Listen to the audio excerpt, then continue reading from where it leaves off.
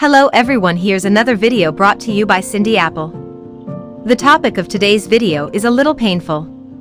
Get your ex-boyfriend or ex-girlfriend to forgive you. I understand how tough it is to tell someone to forgive you. It is not an easy task.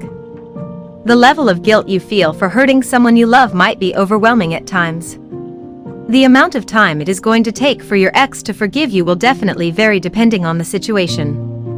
Obviously, if you've done something terrible, such as cheating on your ex, the time it will take for him or her to recover will be significant. Regardless of the length of time, you must know one thing: you can't make your ex forgive you faster.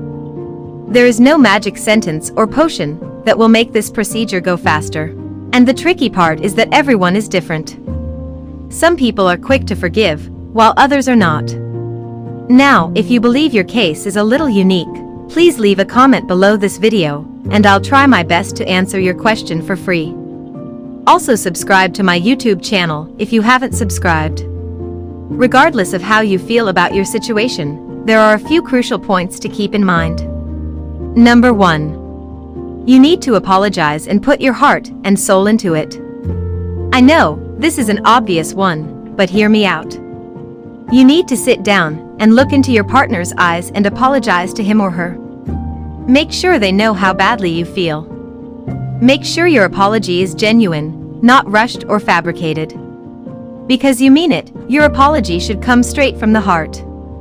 Number 2, don't over-apologize. To begin, you will need to apologize a few times, depending on what you've done wrong, but that is where the words end. Sometimes when you're hurt by someone, the last thing you want to hear is, "I'm sorry," over and over again.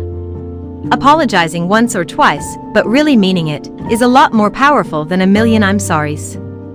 Number 3, let your ex question you.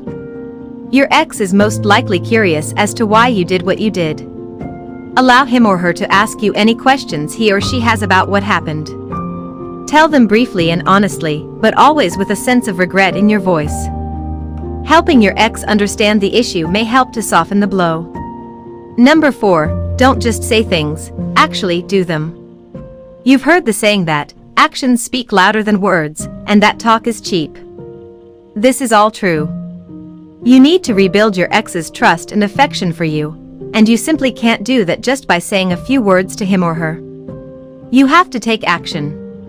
If that involves buying her flowers or giving your partner a massage, then go ahead and do it.